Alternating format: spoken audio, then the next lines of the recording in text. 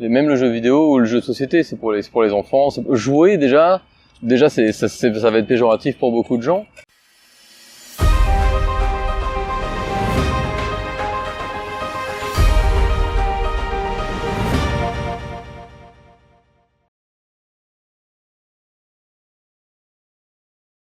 Avec le recul et l'expérience, est-ce que tu referais quelque chose différemment si tu devais développer Vcommando aujourd'hui?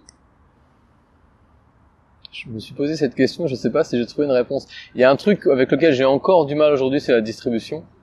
Mais en même temps, j'ai essayé moi de l'anticiper avant le Kickstarter, d'aller voir des distributeurs qui m'ont tous répondu t'es gentil Coco, mais quand t'auras un jeu, tu reviendras nous voir. Et ce en quoi je peux les comprendre, parce que c'est vrai que c'était un projet, j'avais pas encore le Kickstarter aurait pu rater. Donc non, écoute, moi je suis vraiment content globalement de la façon dont ça s'est passé. J'aurais peut-être fait qu'une seule des 2 extensions, par exemple, tu vois. Mais pour moi c'est pas des choses majeures. Je pense pas qu'il y a des choses majeures que je changerais en fait. Ou alors en tout cas là ça me vient pas à l'esprit tout de suite. Avec ton parcours dans le jeu vidéo, Vcommando bientôt sur smartphone. Bah, moi j'aimerais bien, mais je pense que c'est trop tôt. C'est-à-dire que j'ai contacté une ou 2 sociétés pour ça. Moi je pourrais pas mettre d'argent là-dedans. De toute façon on gagne pas. Enfin, c'est difficile de gagner de l'argent avec des jeux sur smartphone, donc moi j'en mettrai pas. De toute façon j'ai pas les moyens de faire ça. Je sais que ça peut permettre de faire connaître le jeu, mais mais le jeu est pas encore assez connu pour que ça intéresse un développeur de jeux mobiles pour qu'il le fasse, quoi. Donc mais ce serait cool, le jeu s'y prêterait parfaitement parce qu'on peut jouer tout seul, donc je veux dire à partir de là ou en version coop. Steam. Bah c'est exactement pareil en fait, je cherche pas ça. Je trouverais ça cool, mais je cherche pas ça en fait. Puis j'aurais pas envie de m'en occuper en plus du reste parce que j'ai déjà pas assez le temps. Donc ce serait vraiment quelque chose qui serait externalisé avec une boîte qui ferait de la qualité tant qu'à faire. Donc voilà. Mais pour l'instant, on sait pas du tout à l'ordre du jour, mais ce serait cool. Ouais. Et de manière plus générale, on voit que les versions dématérialisées de jeux de société se multiplient. Selon toi, c'est une évolution nécessaire? Alors j'ai pas trop d'avis là-dessus, pour être honnête. Pas plus que d'avis sur les jeux qu'utilisent des smartphones ou des tablettes, les jeux de société qu'utilisent. J'ai pas trop d'avis. Moi c'est pas un truc qui m'intéresse moi. Sans doute pour ça que j'ai pas trop d'avis. Je pense par contre que c'est un bon moyen de faire connaître son jeu et de générer des ventes en boîte. Moi j'ai l'impression que c'est ce qui se passe pour ceux qui le font. Ils gagnent pas forcément d'argent avec l'application, mais ça va augmenter leur vente boîte, ce qui est bien. Donc finalement c'est un outil marketing en fait. Mais moi c'est comme ça que je le verrais en tout cas si je dois le faire. En 2016, le ministère de la Culture française a commandé une étude pour savoir si les gens considéraient le jeu vidéo comme un produit culturel. Seuls 6% ont répondu favorablement. C'est une question qui agite aussi le monde ludique en ce moment, ouais. À savoir est-ce que le jeu de société est un produit culturel. Du coup j'aimerais avoir ton avis là-dessus. Pour moi c'est évident. Pour moi c'est voilà, c'est évident. Je comprends même pas qu'on se pose la question. Oui, pour moi c'est culturel. Enfin, je veux dire, il y a, oui.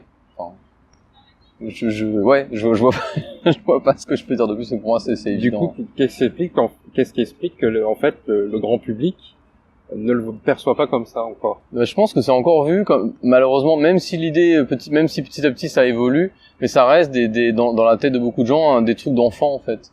Et même le jeu vidéo ou le jeu de société, c'est pour les enfants. Jouer déjà ça va être péjoratif pour beaucoup de gens, alors que c'est quelque chose de très important, genre même socialement. Et puis s'il y a un regain et même un développement de tous ces loisirs là, c'est bien que voilà, c'est bien que ça reste une importance. Donc ouais. Enfin... Revenons un peu à Vcommando. Combien de boîtes écoulées à ce jour? On a vendu, en comptant les 2 extensions et le jeu, et le Kickstarter, enfin genre au total, on a livré 6500 boîtes, donc ce qui est plutôt bien. Là, on est en train de préparer le 2e tirage, donc voilà, aujourd'hui on en est là, les chiffres, c'est ça. Et du coup, avec ça, on arrive à en vivre?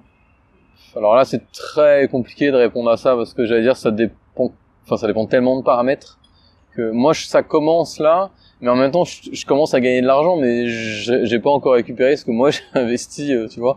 Donc c'est dur à dire. Aujourd'hui concrètement non, puisque c'est ce que je te dis, je pense que j'ai pas récupéré ce que moi j'ai mis.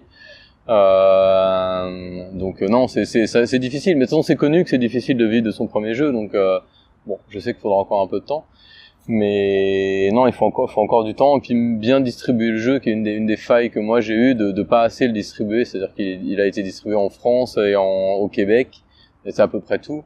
Et du coup, les ventes se sont faites principalement là, et là, faut que je cherche des distributeurs plus largement. J'espérais vendre en ligne, mais en ligne, ça vend quasiment pas, donc pour l'instant, voilà. Là, je cherche à élargir le réseau là, de distribution.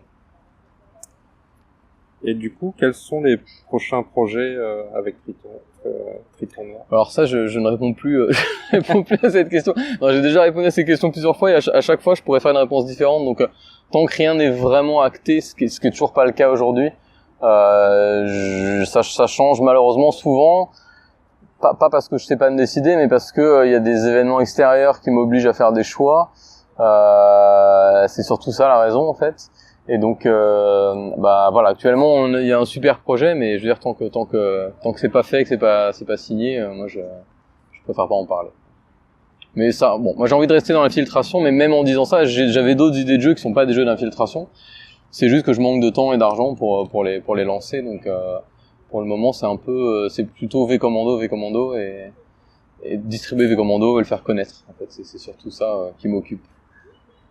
Et dernière question, si tu rencontrais le Thibaut d'il y a quelques années, avant de se lancer dans ce grand projet, quel conseil tu lui donnerais en fait? D'oser y aller, d'être moins, comment dire, peut-être d'avoir plus confiance et d'être plus, je dirais peut-être plus ambitieux. Ça peut paraître paradoxal parce que V Commando c'est déjà un gros projet, mais pas ambitieux dans le mauvais sens du terme, hein, mais il y a une partie de moi qui est en train de disparaître, mais qui était vraiment toujours la peur du risque, voilà, toujours limité, etc., contrôlé. Alors encore une fois, ça peut paraître bizarre quand on voit V Commando parce que c'est pas le cas, mais oser, voilà, et faire, oser y aller et sans trop se prendre la tête et que ça va marcher, quoi. C'est peut-être ça, parce que je me prends beaucoup la tête. Donc c'est ça. Donc ça va, voilà. Petit à petit, ça va mieux. À force de, voilà, une fois qu'on peut concrétiser au moins un premier projet, c'est vrai que ça aide à prendre confiance et puis à se dire que le prochain, ça se passera sans doute mieux et plus vite, peut-être aussi. Voilà. C'est ça que je ferai. Thibaut, merci. Écoute, merci à toi.